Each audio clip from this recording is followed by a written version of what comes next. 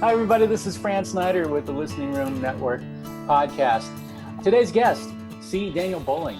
He's a balladeer, songwriter, past winner of the prestigious Grassy Hill Kerrville New Folk Songwriter Contest, and other songwriting honors include the Woody Guthrie Folk Festival, Walnut Valley Festival, Santa Fe Bluegrass and Old Time Festival, and much more.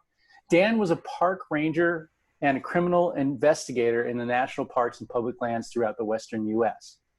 But since 2008, he's toured coast to coast, overseas, and in over 100 shows per year in house concerts, listening rooms, theaters, festivals. He's a Berkman Records recording artist and has released 8 solo albums since 1999. Dutch music magazine Real Roots Cafe says of Daniel, think of a subtle intertwining of Steve Goodman, John Prine, and Tom Paxton. There's a quote I wish I could live up to more consistently. So, well, that's the bio. It's in print and you're stuck with it. So how are you, Dan? It's good to see you. I'm well. Good to see you too. And you've pretty much told my story. We don't need to do the rest of the interview. Okay, I'll just hit stop. Okay. All right. Yeah. So last time I saw you, February 10th, you were touring through Florida, and you played for a cozy little group here in my apartment in downtown St. Petersburg. That was a lot of fun. And your wife, Ellen, who tours with you most of the time, was so ill she had to stay in the van because she was afraid to be contagious. And this was before the whole COVID thing sort of became top of mind for everybody. It could have been. She says it's the sickest she can remember being. Yeah. So how is she doing now? She's doing great. Ellen has a little bit of a heart condition, so we're particularly careful. And of course, we're both in an age category to be vulnerable. But we're going for hikes up in the hills. I go every day. She goes every other day with me, and I think we're doing okay.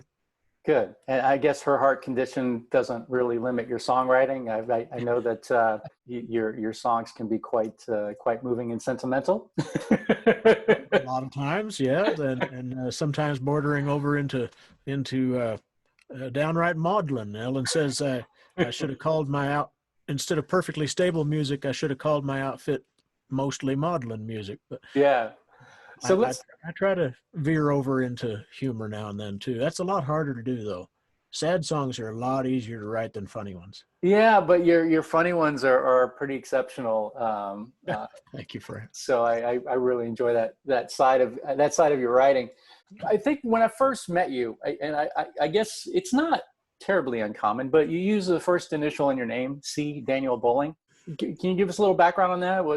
Sure. Yeah. It seems a little pretentious, I think, sometimes, and I usually don't use it. That was my first impression. Thank you. Yeah. Who is this guy?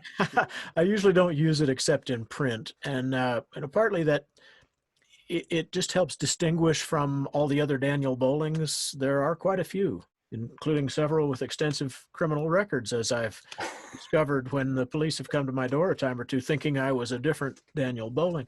Anyway, the C is for Charles. My daddy was Charles Noel, and I'm Charles Daniel. And despite the inconvenience of living by a middle name all my life, we did it to our son, too. He's Charles Samuel. I just keep it in there to honor daddy. Well, traditions are meant to be painful, so your son... particularly family traditions, yeah. So, and I'm also fascinated by the whole park ranger, criminal investigator in the national parks. So, like, what led to that job, and tell us a little bit about what that was like. Sure. Was that 2 different jobs? Yes, definitely. 3 different jobs, really, and depending on how fine you want to break it down, 3 different position descriptions in 2 different agencies, but probably getting deeper than we need to. I got into that. It's Ellen's fault. I was a happy-go-lucky college student at Texas Tech in the high plains of Lubbock, Texas. And let's see, I started out as a theater major, and then I switched over to wildlife management, and then I switched over to range science. Now, if you get a range science degree and you graduate with that, what you get to do is spend the next 40 years or so telling crusty old ranchers that they are rotating their cattle wrong. Anyhow, a friend of mine at college had gone off to Big Bend National Park and gotten a job as a waiter at the restaurant at the hotel, the lodge up in the basin. And he said, Daniel, you got to come down here. This is too cool. And so for summer break, after my junior year, I went down there and got a job as the desk clerk at the lodge. And unbeknownst to me, the lovely Ellen Jones was the backcountry patrol ranger up in the high Chisos Mountains. And she lived in a cabin up at Boot Springs, and she'd be up there for a 5-day work week, and then she'd come down, and as she says, try to stay downwind of the 4 cute guys that lived in the stone cottage right by the trailhead until she could get down to her trailer and take a shower. Anyhow, we met there, and not only my infatuation with Ellen, but my infatuation with the Park Service and Big Bend, I stayed an extra 6 months. I took a sabbatical from college and stayed and did that job a little longer. And when I went back to tech, I changed majors to park administration and finished up a degree and went right back, started working for the Park Service. So with the Park Service, I was a patrol ranger. That's not exactly true. I started out my very first job in the Park Service. I was a fee collector at Big Bend. Then I went to Mesa Verde as an interpreter. That's the people who try to explain the resources to the visitors. Okay. And anyway, so I bounced through a bunch of seasonal jobs with the Park Service, eventually winding up doing law enforcement as a uniformed officer for the Park Service. Then I went over to the Bureau of Land Management, also known as the Bureau of Livestock and Mining, or the Bureau of Lonely Men. I went to them as a patrol ranger as well, and within about 1.5 years switched over to criminal investigations, and that's really where I spent the bulk of my time. I spent 20 years as a criminal investigator. That's taken on the large-scale felony crimes that affect public lands and resources, things like archaeological depredation and hazardous waste dumping and old growth timber being stolen and put in shipping containers and slipped over to Japan to be sunk in the harbors and hoarded until there's no longer any old growth timber in the world, and then it can be brought back up and used as a even more valuable resource than it is.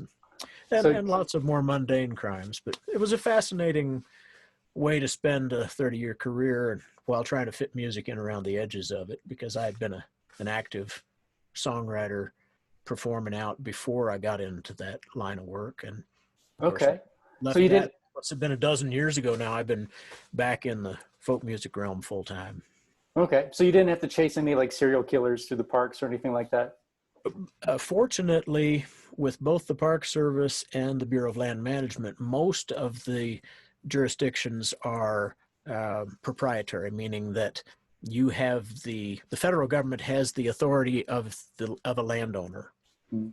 And so all the crimes about the resources and the visiting public and the employees, those belong to the federal government. But the real person-to-person crimes like homicides and assaults and such, those really belong to the state and the county. Okay. And the federal officers often assist with those, but it wasn't our principal jurisdiction. So we were more involved with the resources, and I'm glad of it. I don't think I'd have enjoyed conventional law enforcement nearly as much as I enjoyed resource law enforcement.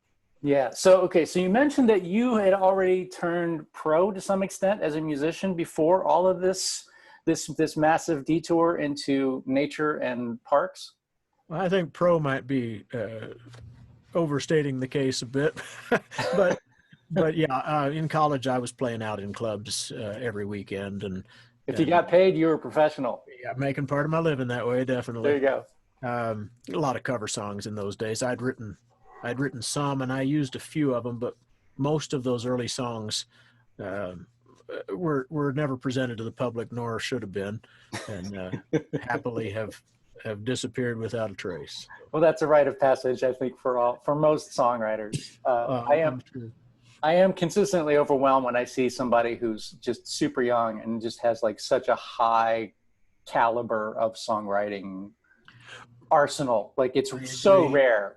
I agree. And then also you see somebody who's just been, really a big influence in the acoustic songwriter scene, like Chuck Brodsky. Yeah. And in every show he does, I can't think of the name of the song, Angels on the Road, maybe. Mm-hmm. Oh, We Are Each Other's Angels. That's the one. Yeah. It's the first song he ever wrote. Wow. Yeah.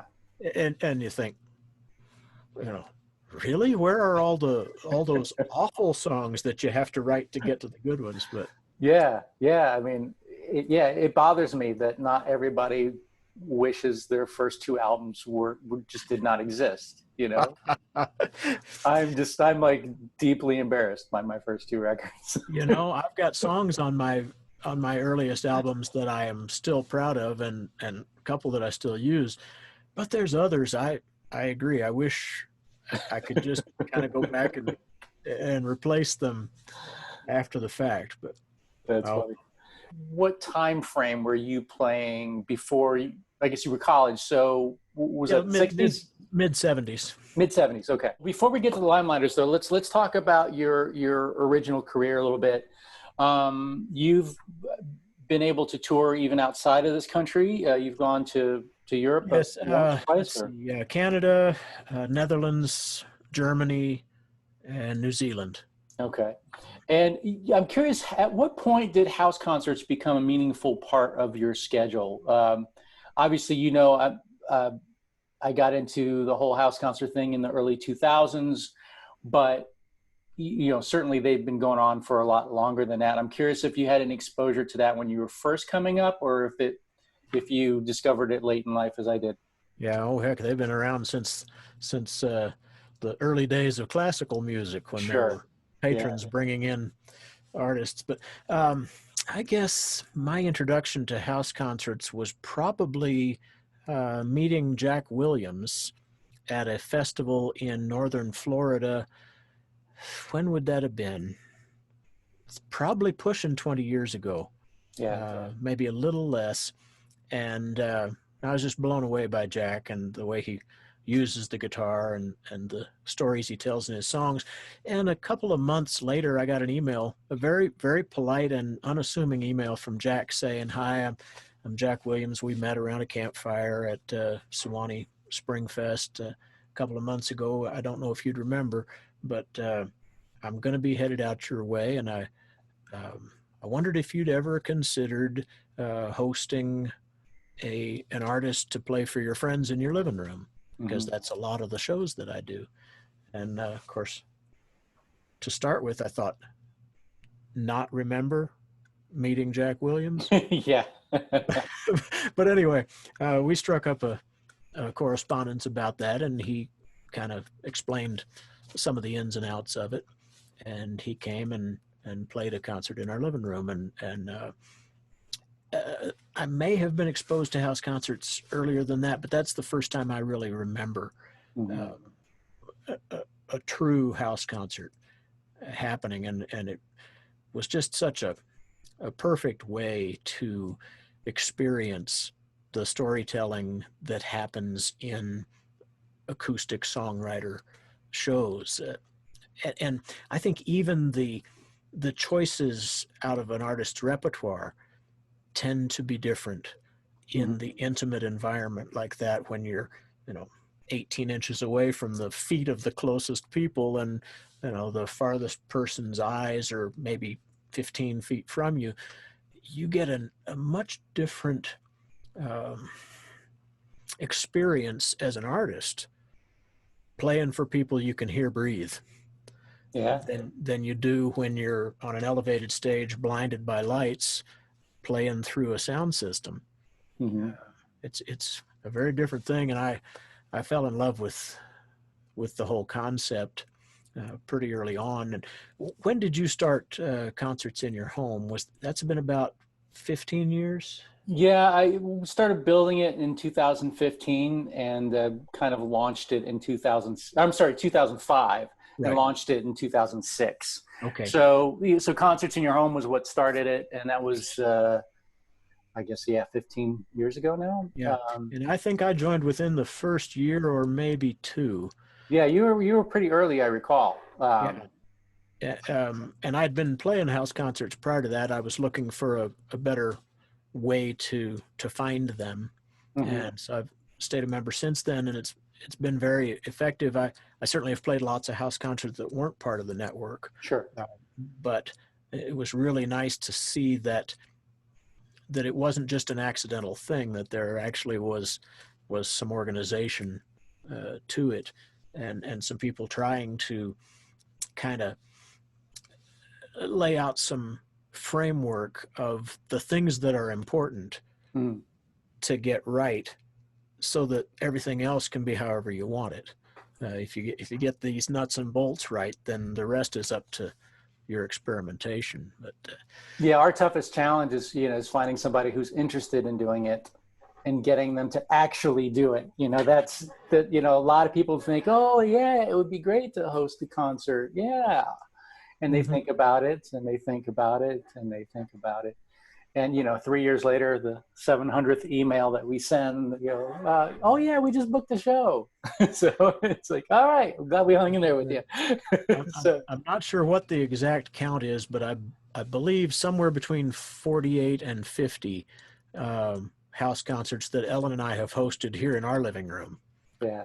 For other artists, and we did that much more actively about between 20 years ago and 15 years ago, when I was still in a conventional career and more available to do that sort of thing. Yeah, Of it's course, definitely challenging when you're on the road all the time. yeah, for the last dozen years, we've been touring full time, and it's gotten down to a trickle. I think we didn't host anything last year, and the year before maybe once. Mm-hmm.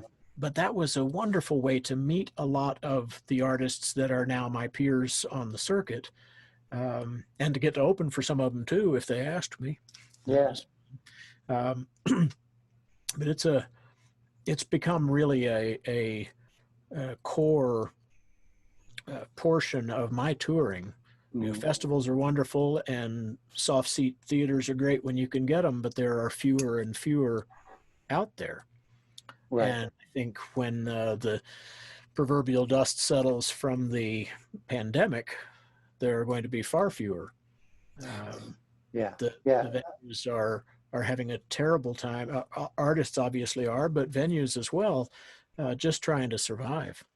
Yeah, I'm pretty convinced that house concerts are going to lead the music recovery. Because house concerts aren't going bankrupt.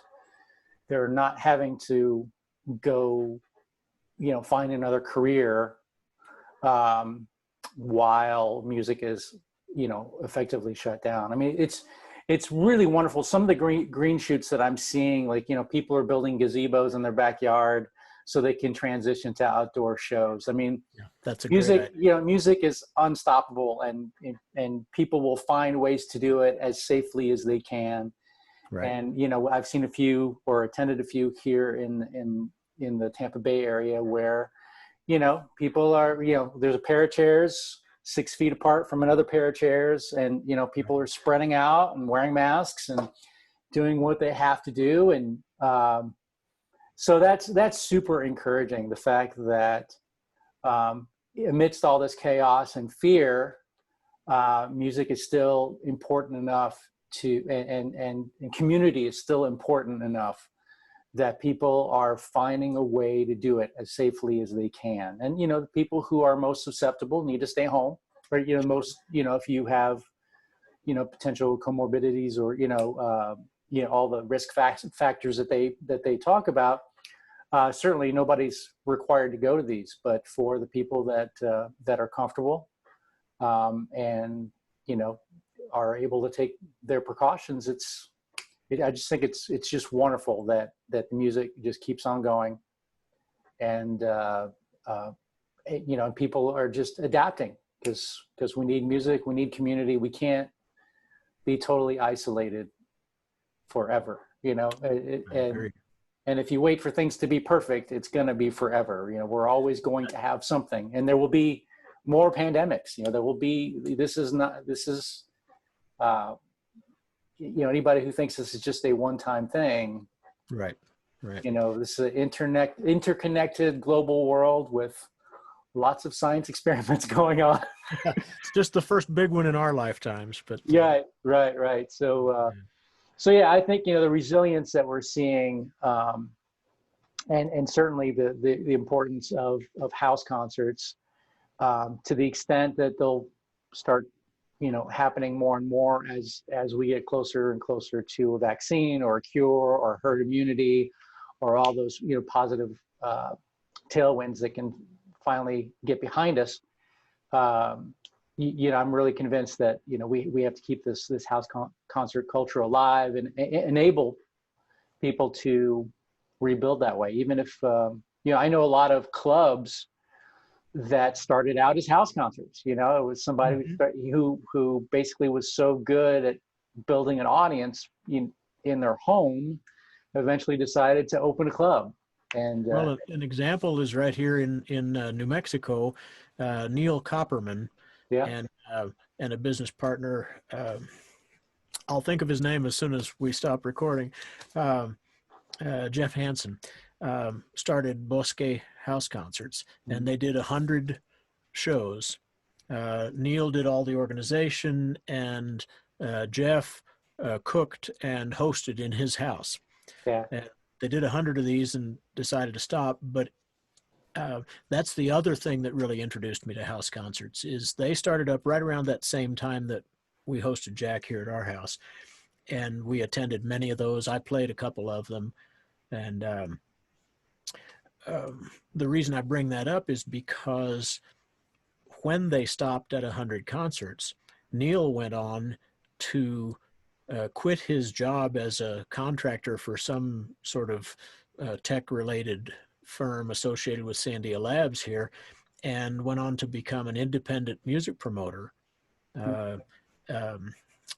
Let's see, AMP Music, I think it's called. Yeah, AMP, yeah. AMP, yeah, that's AMP. And he's been putting on small, medium, and large shows in Albuquerque and Santa Fe now for quite a few years, and has really made a huge impact on the music scene in New Mexico. And it all started with a little house concert series. Yeah. And I forget, are you in Albuquerque? Yes. Mm-hmm. Okay, super. What is that little town? I think it's just south of there. It's not Las Cruces. It's where they shot Young Guns. It's kind of like a Western with Emilio Estevez. Socorro? I'm not sure. It's like a cute little postcard town. It's that sounds like Cerritos, maybe. Yeah, maybe that's it. It's actually up a little south of Santa Fe.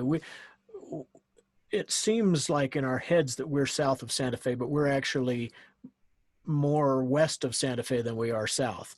Okay. And directly south of Santa Fe, a little ways, is Cerritos, which is probably the community you're talking about. And there is a movie ranch right outside of Cerritos. Okay, maybe that was it. Okay. And so because of this pandemic, you've been off the road for a little bit now. What's 4 months, and 4 months next week. That's far and away the longest we've been home in over a decade. So I'm imagining there's a lot of things on the honey-do list. What are you doing to stay busy? Oh, there's no lack of things to do to stay busy. In fact, I'm still putting off some of these tasks.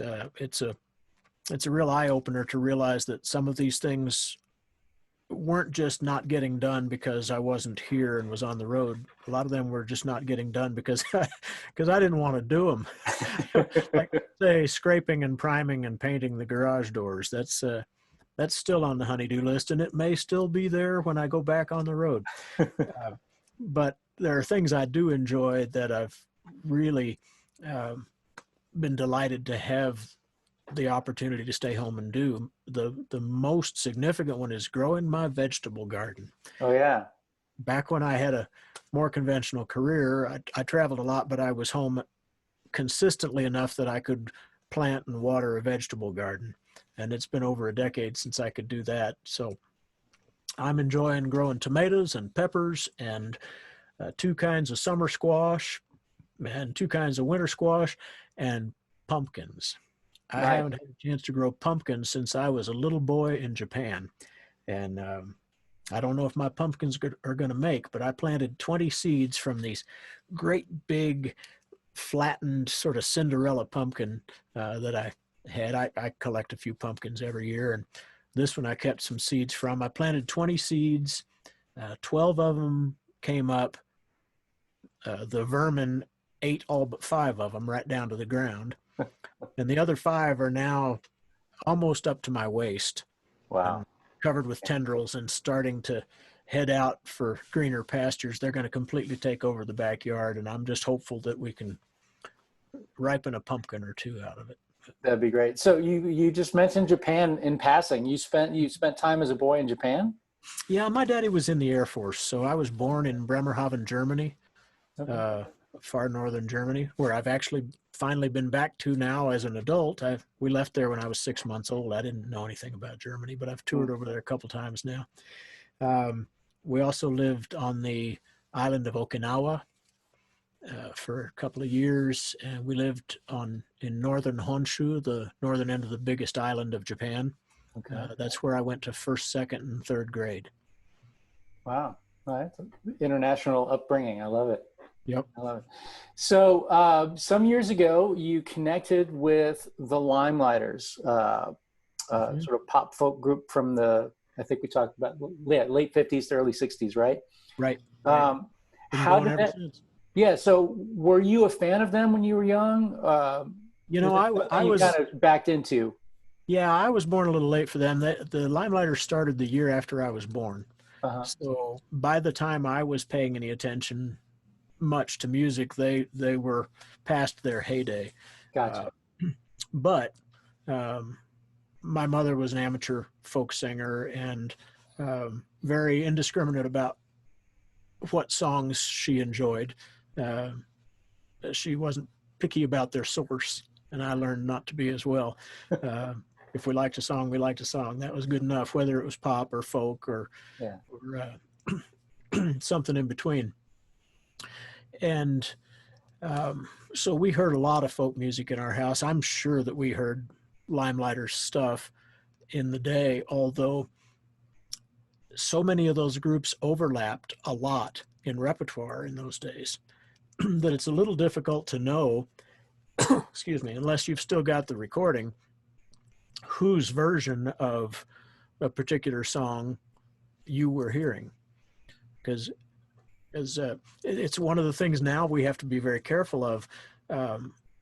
The Limeliters do a lot of our own shows, but we also do shows jointly with the Brothers Four and sometimes with the Brothers Four and the Kingston Trio. And there are a lot of songs that in a all Limeliters show will play that when we're performing with the Brothers Four and the Kingston Trio, we can't do those songs because those 2 groups had hits with those songs. Right. And they're going to do them. Right. And so there was a lot of cross-pollination among the pop folk groups back in the big folk scare of the 60s.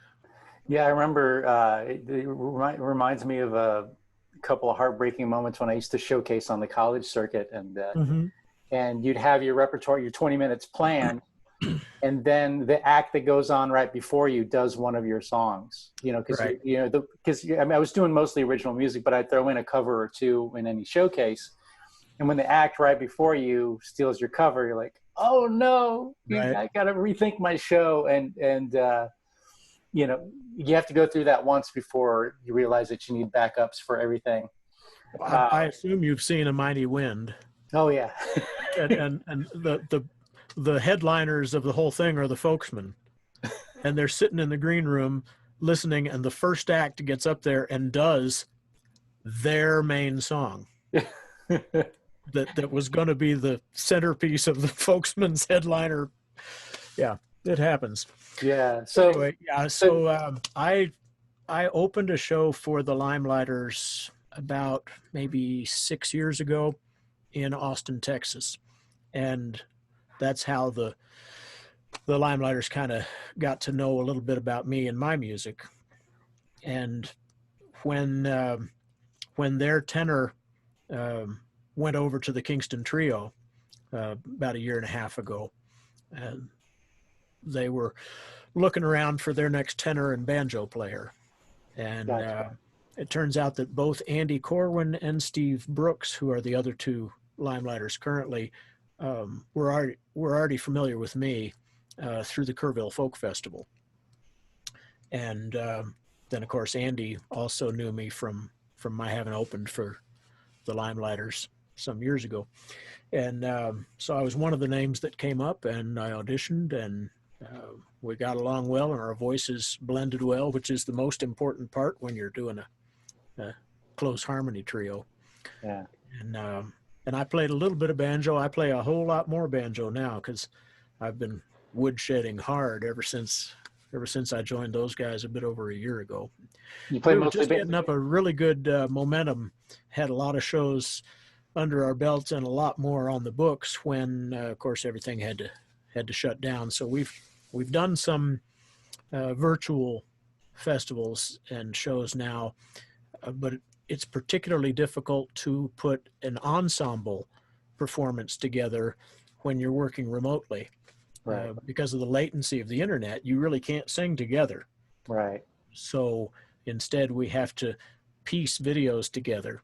You know, one of us will do our part and send it to the next guy, who adds his part, who sends it to the next guy. And fortunately, Andy Corwin, our leader, is a professional video editor in his other persona, and so that helps a lot. Yeah. And you mentioned a close harmony group. That's a term I've heard in passing, but I've never really nailed down. Close harmony would just be like first, third, fifth, like somebody singing the first, somebody singing the third and the fifth, or? Yeah, I'm actually not enough of a music theory guy to give you a good definition. I just know that the Limeliters' claim to fame really was always their very tight harmony arrangements. It was not accidental harmony by any means. Gotcha. Lou Gottlieb had a doctorate in musicology, and he liked to show it off. and he had some excellent instruments to work with in himself and Alex Hasselev, and of course Glenn Yarborough, the freak of nature tenor that they had when they started out. And so Lou put together arrangements that were quite demanding. And we stay true to those arrangements when we do the songs that were in the repertoire long enough ago that Lou arranged them. And if we're still using those songs, there are some we just don't do anymore. Their time has passed. Things like Have Some Madeira, which is a hugely funny song pre-Me Too. Right. It's not as funny a song these days. Right. Yeah. It's amazing how our culture changes. Right. But the songs that we still do that were from Alex's time, we still use Alex's arrangements. And I got to tell you, it's been a learning curve for me. Maybe for Steve as well. I don't know. I think he has more music theory background than I do.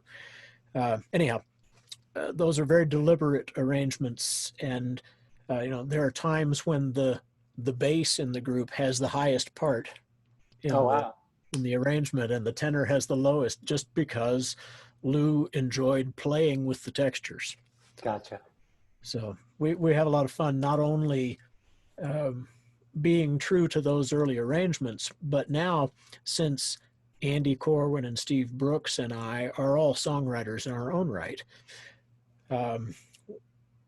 we have the luxury of bringing some of our material into the Limeliters world and developing Limeliters worthy arrangements of some of our own songs. Of course, if we're doing a mixed show with the other acts, the Brothers Four and the Kingston Trio, each of us is doing a short set, and so we just do our hits.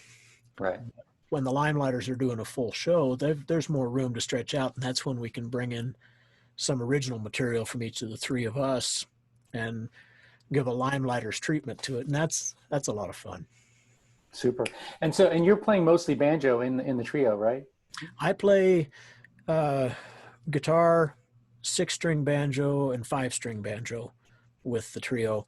About a third of the repertoire on each of those instruments.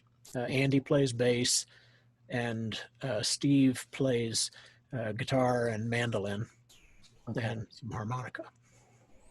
Super. So you mentioned Jack Williams, who's just a freak of nature. He is indeed. Just what a marvelous musician that guy is. You've got some other favorite artists that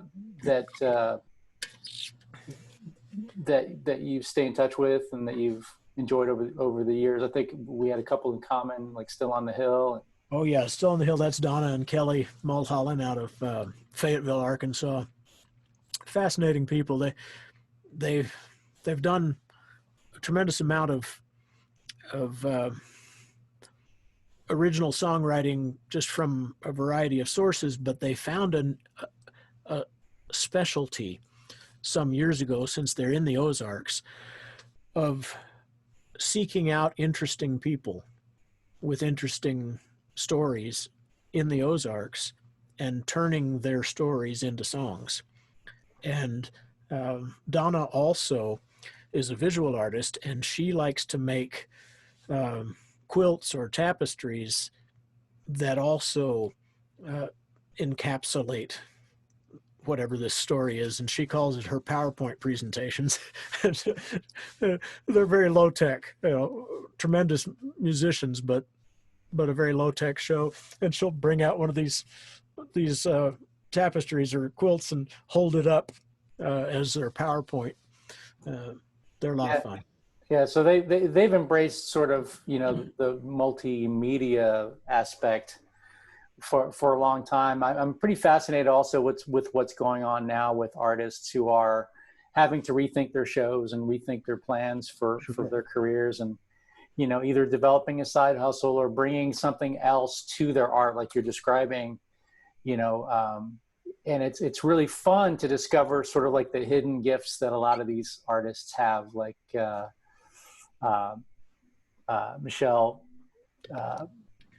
from Scott and Michelle Dalzell, Michelle Ingram, I believe. She, turns out she's a fantastic artist that, who does, pen and ink or, portraits, that kind of stuff.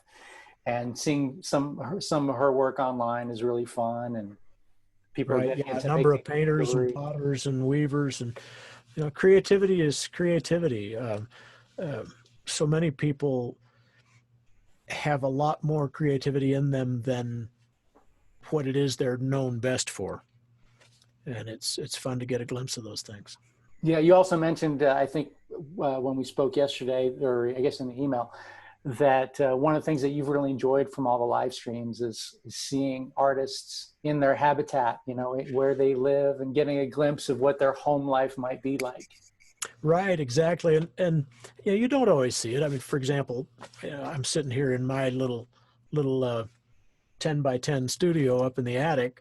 That doesn't really show you much of my world, but I've spent an awful lot of my life in this little box here. But a number of them are shooting in their living room or on their patio, or pick a different room of their house each time they do a presentation. It's really nice to see what home is. Of course, for many of those people, it's much like us. Home is where we keep the stuff while we're out living in a van. Right. But, hey, now that's an idea. I could do a live stream from the van. Well, when we had to reschedule the Listening Room Festival this year, it was scheduled for March, and we pushed it back to November, if things go well, November 11th through the 15th. We decided to do the festival online, and one of the acts did, the first show was from their patio, the second show was from their bedroom, third show was from the kitchen. Perfect. So I know what half their house looks like now.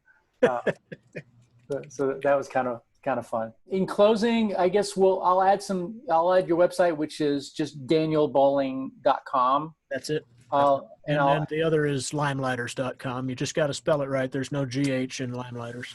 Thanks for your time. It's great to get to dig in a little bit with you and find out some of the gaps in my Daniel Boling education. Well, I hope we touched on some things folks will find interesting. I love that you're doing this series. I look forward to listening in on some of your interviews. Thanks for taking the time, Fran. Thanks, Dan. And if you're watching out there and house concerts are becoming comfortable for you again, I highly, highly recommend Dan. He's a wonderful performer as well as a human being, great person to be around, and you will just fall in love with his material. Check it out online, danielboling.com, and hopefully we'll see you again soon, Dan. All right. Good visiting with you. Bye-bye. Bye-bye.